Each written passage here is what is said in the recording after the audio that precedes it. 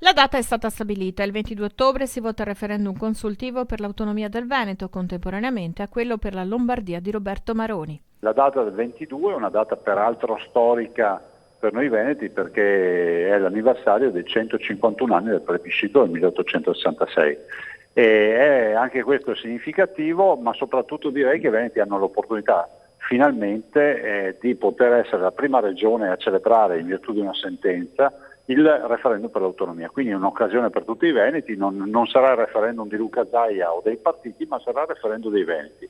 Diciamo che il giorno dopo, se ci sarà una grande affluenza alle urne e la vittoria del sì, avremo forza per iniziare una trattativa con Roma, che non sarà facile, però voglio ricordare che il punto di partenza è il referendum. Se non ci fosse un referendum, prova ne sia che anche Roma fa di tutto per non farcela fare.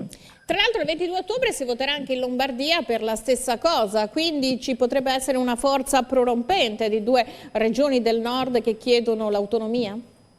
Beh sì, molto di più, perché se facessimo due conti così spannometrici ne viene fuori che sono 15 milioni di cittadini che vanno alle urne per parlare di autonomia. Rinviato dopo l'estate, quando forse si poteva accorpare alle amministrative dell'11 giugno. Si poteva votare, ma si poteva già averlo votato il 4 dicembre con il referendum di Renzi, avremmo risparmiato 14 milioni di euro, ma ovviamente a Roma fanno di tutto per non farselo celebrare. A questo punto andiamo in solitaria, convinti del fatto che questa pagina di storia è lì in bianco e la dovranno scrivere i veneti.